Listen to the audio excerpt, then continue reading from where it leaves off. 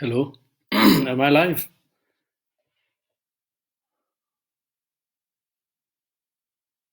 All right.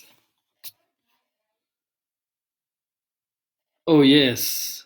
Oh yes. Oh yes. Oh yes. Guys. Kadala ko put that guy waku Mzanzi family. What do you call greatest family? Okay. So where do I see when the people come in?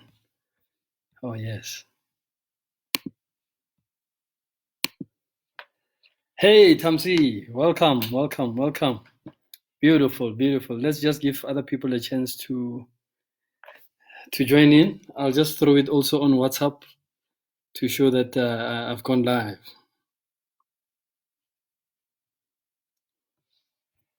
To show that I've gone live.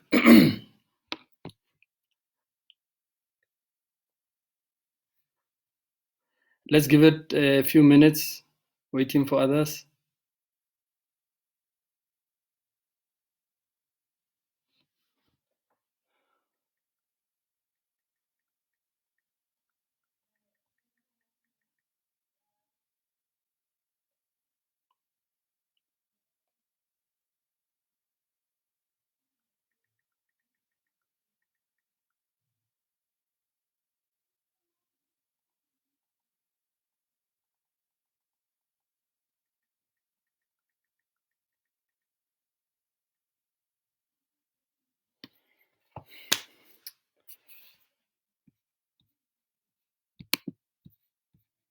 All right. Hello, Tsapang, Rich Babe.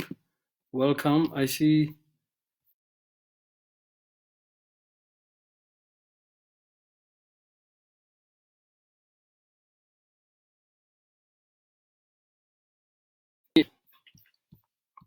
Yeah, please accept people.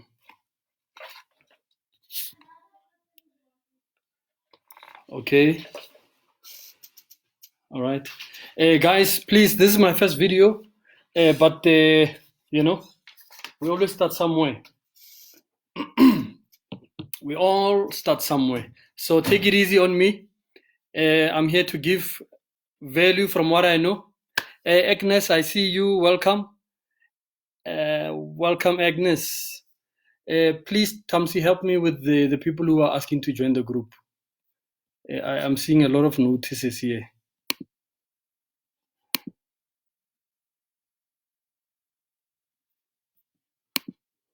Okay, we just give it a few seconds, minutes for other people to join. Remember our topic for today, we're going to talk about contracts and how basically the fundamentals of contracting. Thank you, Agnes. We're going to talk about the fundamentals of contracting. I'm just going to give it another minute or so. Yeah, just 1 minute and then we start. They'll catch us on. All I would ask is that Tamsi help me to accept the people who are asking to join. Welcome. Thank you. Thank you very much. My name is Pule. As some of you might have known, seen the advert there on our profile, we are going to deal with the issue of the fundamentals of contract. Yeah, I'm going to touch on two basic issues before I get into the technicalities of contracts, elements of contracts, legalities of contracts. I'm going to deal with two very basic and very important components of contracting, which have to do with you as the contracting party. First of all, when you get into a contract, there are two things you need to make sure that you are clear about. You need to know your value as a person, first of all. Now we're basically dealing with the foundations that are going to make sure that you become a Mike Tyson of contracting. You know, the coach, Mike Tyson, they used to call him, I can't remember this guy, the old man who made Mike Tyson what he is today. He didn't just train Mike Tyson to be a physical fighter, but he dealt with the mindset of Mike Tyson. You know, he changed his mindset from just being a normal fighter to seeing himself as a god in the ring. You know, so you need to also see yourself in a different light. When you get into the space of contracting, it's like you're getting into a ring wherein you're going to get what you're looking for. You know, so first of all, the first point that we're going to deal with is the issue of value. How do you value yourself? How do you see yourself? What belief systems are governing the way you see yourself? Those are very fundamental things that play a big role when you're negotiating, when you actually putting forth your position in terms of being a party to the agreement. I've been involved in quite a number of transactions in my life, and I've seen the power of you know what? I think I need somebody here just to show me, because I can't see the people who are joining. And all right, yeah, I'll just put it like that. Okay, guys, I'm new to this. This is quite new. I mean, I'm used to speaking to people live. You know, this is quite a bit nerve-wracking, but I believe you are with me. Back to the issue that we are discussing. The issue, yeah, value. How you see yourself. You know, you can get so many opportunities to make money, to get the things that you've been desiring in your life. But if your mindset is not ready to receive those things, I'm telling you, those things will pass right in front of you, because you would not have defined what your value is, and thereby being able to define what the value of your product is. It's amazing how people are able to represent well their employers in deals, but they are not able to represent themselves well in a relationship. And mind you, contracts are not just formal documents that you have to get a lawyer to. We are contracting every single day. In fact, we've been contracting since the day we were born. The first time you cried, you got into a contract. You wanted something. You wanted to get a relief. You wanted to get attention. You wanted to get food. And then what did you do? You cried. You presented your case. You cried. The language of babies. You presented your case, and you didn't care. You just cried. You just cried, and you made sure that you do not stop crying until you get what you're looking for, because you were full of the love of God. You were full of a self-love when you come in. Before all the belief systems of this world and belief systems that you have adopted started impacting you negatively. There's a post that I put up today on my WhatsApp screen. It shows an old man who is sitting in front of a picture of a burning, sort of like a furnace, a picture of a furnace, and he's stretching out his hands like this towards the furnace. And this old man, obviously we've got many interpretations to it, but you know, he believes so much. He's got the belief that he will feel the warmth from this picture, because maybe he was told, or no, indeed, you'll get warm by stretching forth. Just believe, you know, just believe. But because the old man decided to believe without reflecting on the impact of the belief on his life, he did not receive what he anticipated in terms of what the action he was performing. So back to the issue here, value. What underlies your value? Belief systems. Do you know, Jorge, a lot of us want to get into business, but we've got very, very, very wrong and negative belief systems about money. And money is a very fundamental requirement, or rather a very fundamental means of exchange when you're talking contracts and business. Many of you were taught to hate money. You are bombarded with belief systems about money that you don't have a personal reason against. But you just accepted those belief systems. You know? So the issue of value, the reason why I want to touch on it so deeply is because once we have dealt with the value of the human being presenting the offering, presenting the product, presenting the service, it's easy to define and evaluate the value of your product because it's coming from somewhere. You know, you can be a very skilled person in whatever industry you are involved in, very skilled, very good. But if you don't see yourself as valuable as a human being, by virtue of being a human being, learning the art of loving who you are, loving yourself, before you get into business, before you become a potential victim of vultures, scavengers in the boardroom. Because everyone who comes into the boardroom people who've been in business for some time, they come into the bedroom like a little baby. They will cry. They will cry until they get what they want. When you come in there with your, the belief, I was taught to be polite, I was taught to be nice, I was taught to be, yes, who taught you to be nice? Are they in business like you? Are they aspiring to be who and what you want to be? So if they are not, why are you entertaining their belief systems? Oh, I want to feel accepted, but I don't want to feel like I've changed. I don't want to feel like I'm leaving my friends behind. Hey, there's a statement that Abraham had.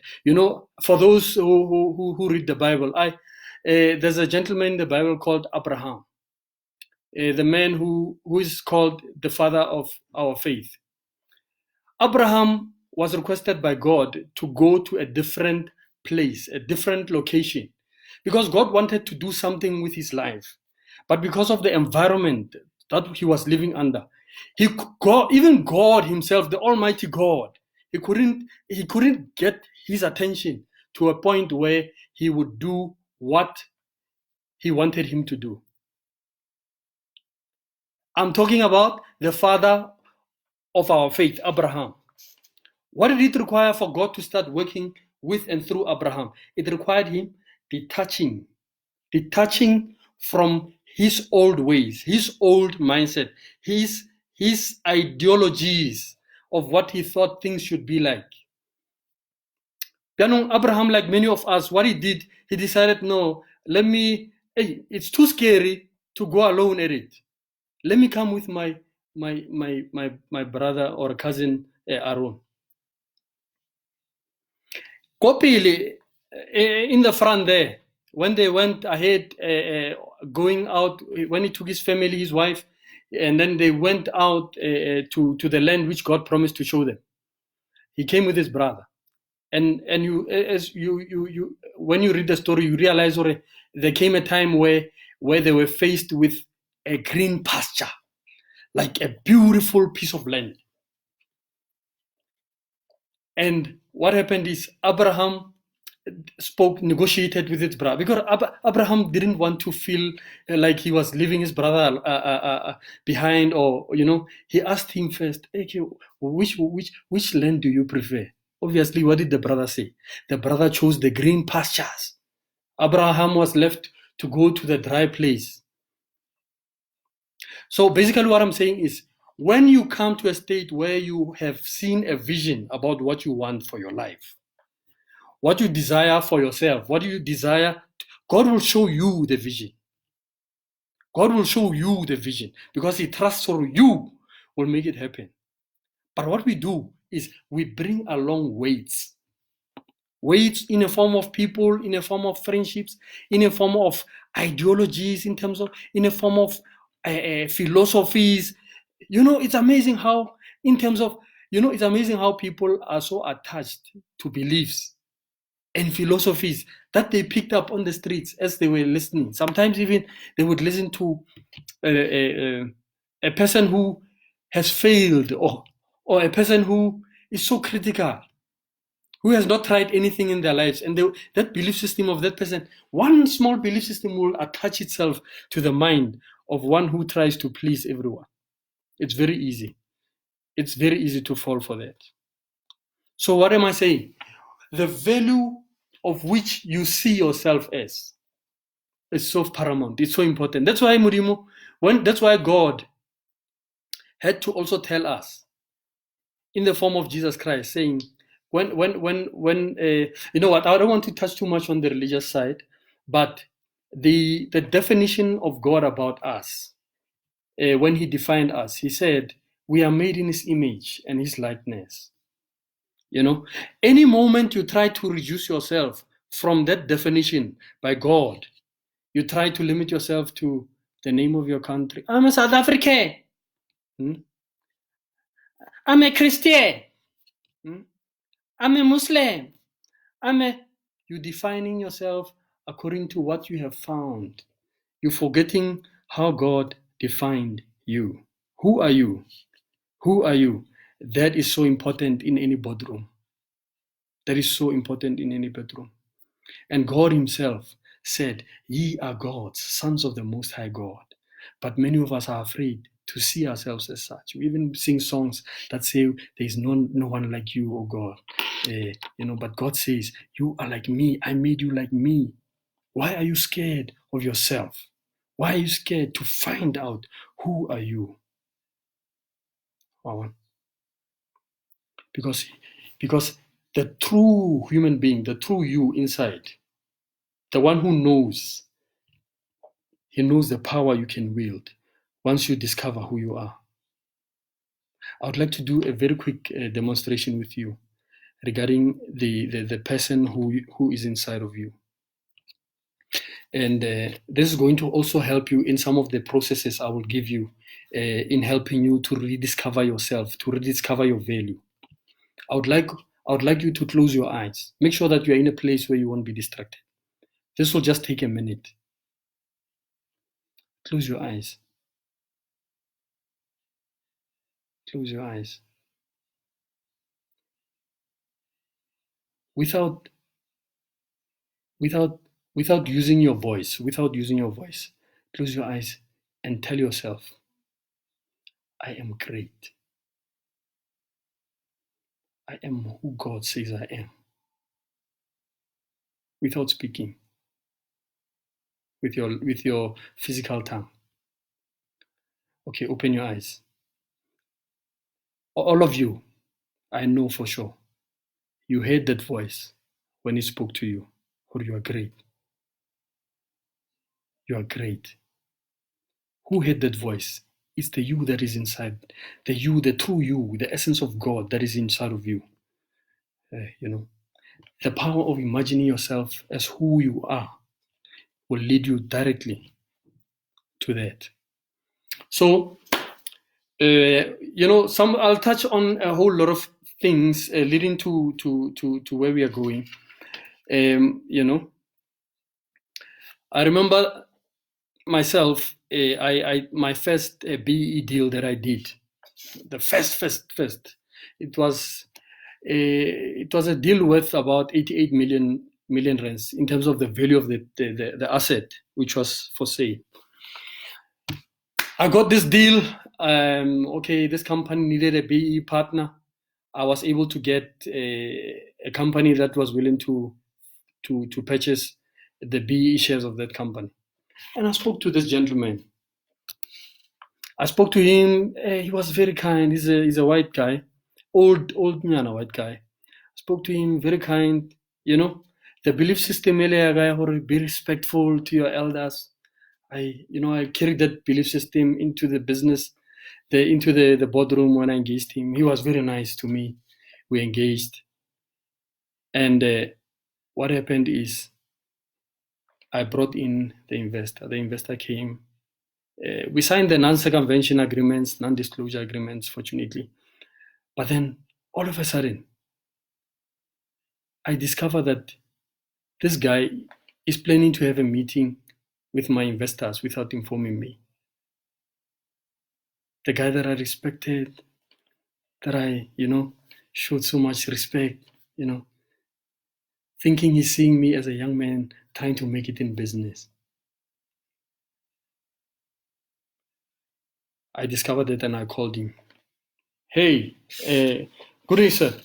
I hear that there's a meeting that's been arranged at your firm with my investors. Why am I not informed about this? Yes, there's a meeting. He changed.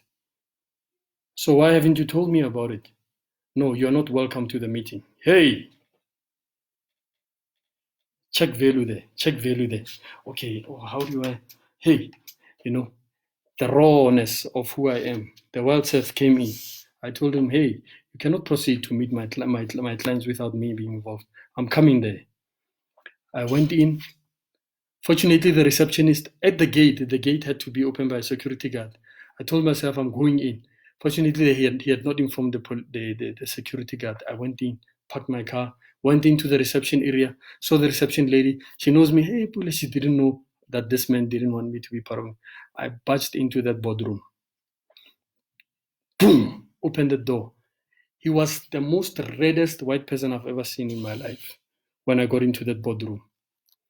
And he didn't have the confidence to even look at me in the face. He didn't have the confidence to even check me out because I decided I value myself. And I value the proposition that I bring to the table. Only to discover that later on during the meeting, these guys, but my broker fee was not even part of the contract that was being discussed. So I had to represent myself right there and there in the boardroom. Where are the belief systems? Be polite. Yes, you need to manage it. You need to manage it. Belief systems are not totally bad, but how they impact your progress towards how you or where you want to go.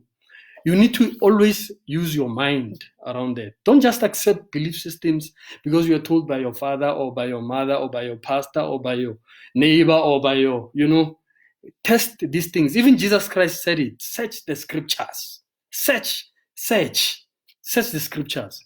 He's a very responsible person, Jesus Christ.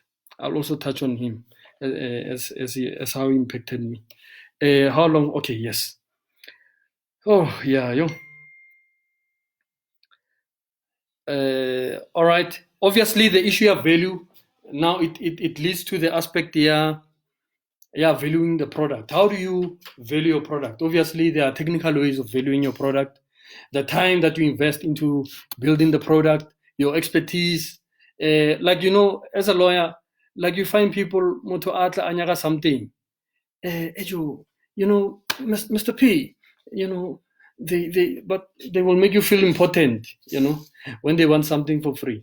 And then you have to be, you must discern, and then, hey, can I, this, and then you charge them according to the value that you see reasonable for this, according to what you call Athenian online fees. And then, that's expensive. No, watura. Palevit Rubiano, Hausale Mesta, Palevit, they forgot it. You are an expensive person now who is not worthy of this service they think they deserve for free. So fortunately, I value myself enough to represent the value of my product. Because if you don't value yourself, but you value your product, it will come to you and you'll collapse the value of your product if you cannot defend your value. You see? So the art of it is you must define yourself and agree with yourself. Define yourself. Think about what is it that you really want in your life. Think about it. You cannot, some of these things, actually, life cannot happen to you the way you want. It's like I said on my other post, we are made of dust as human beings. When you plant, when you leave a dusty fella unattended to, anything can grow there. Anything can grow there. But the moment you become attentive, There's a statement that says, pay attention or you'll pay somebody. You need to pay attention to your life in order to build the life that you desire. You need to be aware of where you are and how you intend to get there. Or not, sometimes you really don't even think more of the how, but rather see yourself there. Because I've seen in my life there are many ways, many things that I've achieved, and I didn't dwell too much on the how, but the vision that I saw in my mind, how I kept the idea of how I saw myself. It's so powerful. It creates so many solutions that you don't even know how they happen. But because you have decided to, and you have defined yourself and agreed with who you are, life has to agree with you. Life has to agree. I'm telling you. So some of you, the problem is you are this person. You are this person, and you want to be this person, but you want to use the mindset of this person to be this person. It's impossible. It's very impossible. You need to see other people by they resemble what is it that you would like to achieve. Check them out, how they live. Check them out. Are they bothered by people who talk nonsense about them? Are they bothered by their friends defining them the way they do, or are they bothered by some neighbor or opinions? Check the people. Check people who are making news. They might be affected by the news, but do the news change the way they see themselves? No. In fact, the news are there to empower and make sure that they get strong in who they are and become who they want to be. And I've also seen another thing, negative publicity. Once you understand the laws of nature, the laws of energy, the laws the laws of life, you are less bothered by some of this, because sometimes even negative publicity can be to your benefit, ultimately, as long as your character is intact. That's also another topic for another day. Defining your product. Guys, I was talking about defining your product. You need to make sure that you are comfortable first with the amount that you charge, and be confident, man. Be confident. I remember the first time I charged, I did I did my first bail application as a lawyer, and I charged my deadline 3.5. It took boldness. To do that, because I was not used to money. I mean, there's no school that teaches us how to charge, really.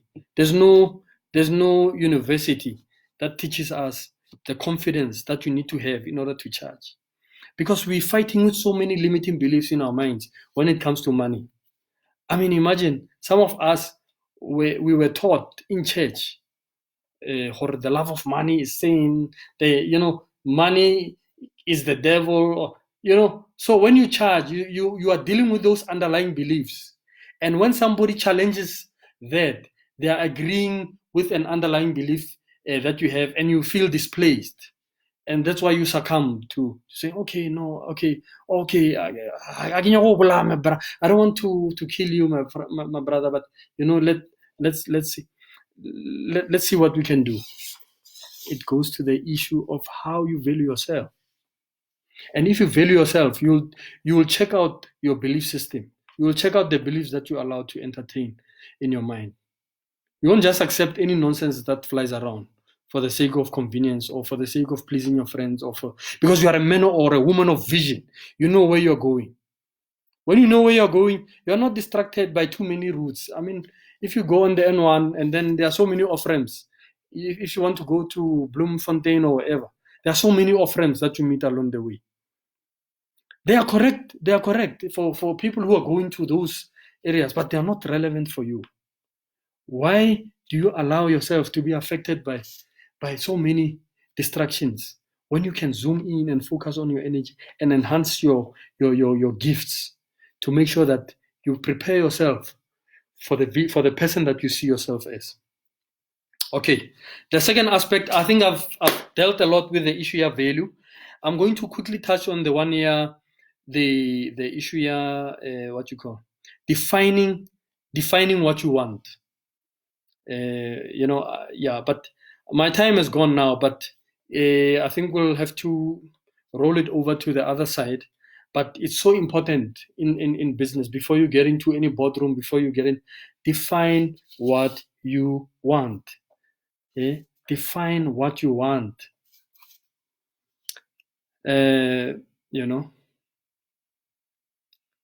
I've seen it also with myself.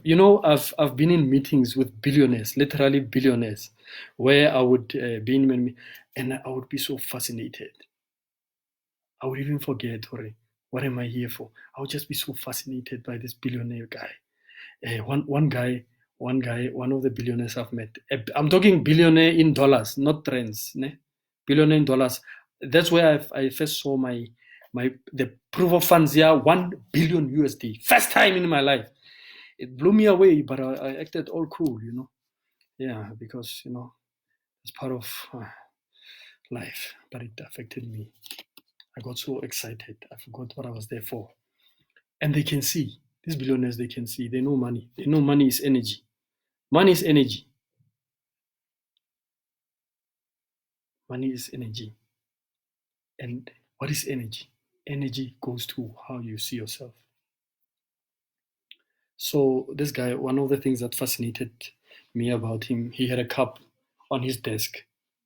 I don't know how many of you know a label called Mont Blanc. Mont Blanc. Do you know how we put the big pen, or some of these pens that we put like this, like you put pens in a cup?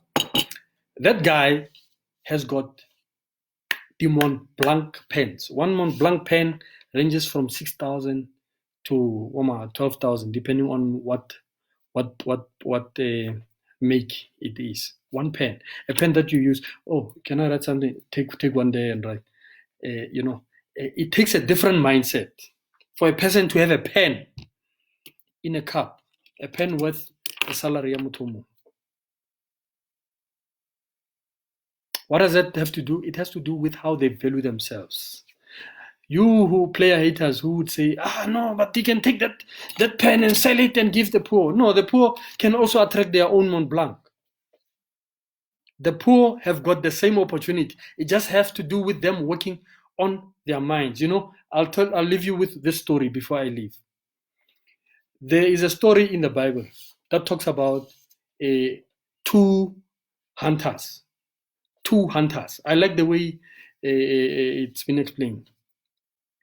These two hunters, they both went out to hunt for game. For those who don't know what game means, it means like for animals, antelopes, and things that you can eat afterwards. Both of them went out. So when I had that, I started wondering, okay, you're saying one is lazy, one is diligent. Okay, let's see what makes the other one lazy and what makes the other one diligent. Okay. And what happened? Both of them caught game. They caught what they were looking for. They caught it. Like you went to university, you caught your degree. You caught your company, you were looking to have a company. You caught your job, you caught your things that you were looking for, you caught it. But then it goes further. They say, the diligent one roasted his game. He roasted his game and packaged it and then sold the roasted game and made profit. But the lazy one, he didn't roast his game. He just caught it and didn't think of how to improve what he got. So laziness is a mental state. Laziness is a mental state, and diligence is also a mental state.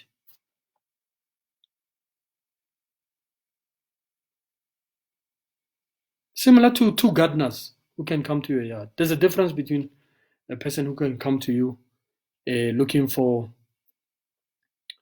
looking to do your services, like your garden services, Atla in a presentable way, saying in a way that he values himself, saying, how are you on that day? We are here. These are our solutions. Okay, we can do your garden this way. We can trim and do a bit of landscaping there and there, get some water irrigation systems in place and so on. And that would cost this much. The confidence of that human being, first of all, is what you come across as he's selling you the service. Okay, that's what you come across. And then it's representing his product. And you automatically think of the product is also going to reflect the essence of the producer. On the other hand, his colleague, same qualifications, he comes to you, oh, me bra, please, it's again, assembly finyana, smaller nyana, let me, I can just, trim there and there, whatever you see. What does it say about the value of those people? Whom will you trust with your garden? So it reflects on the laziness and the diligence. So my homework to you, think about the belief systems that are limiting you from going further in your life. Like Abraham, maybe you need to remove some friends, even some family members who do not respect the vision that you have about yourself. Not necessarily move or detach totally from them, but be able to measure your sense of engagement with them as far as revealing your deepest secrets about your life. Because like some of you who people say they are your friends, but whenever you dream something small, he's the first person to crush you. But you still maintain and keep him no matter what, because you don't want to forget about you. Now you don't throw your friends away. No. You're not selling friends. Why would you want to hurt people who are irrelevant in your destiny? You owe no human nothing but yourself. I like what Steve Harvey said, Ari. His dad said, one of the best ways you can help poor people is not to be one of them. Because when you are not one of them, you can help so many other more, according to the terms that you are able to. Anyway, thank you so much. We've gone up to 37 minutes. This was my first video, and I believe I threw some nuggets, some pointers to help you see yourself in a better light and to help you evaluate yourself more and to check your surrounding influences and how they impact on your ability to achieve what you want. Thank you. Signing out with the chairman. Thank you. Bye.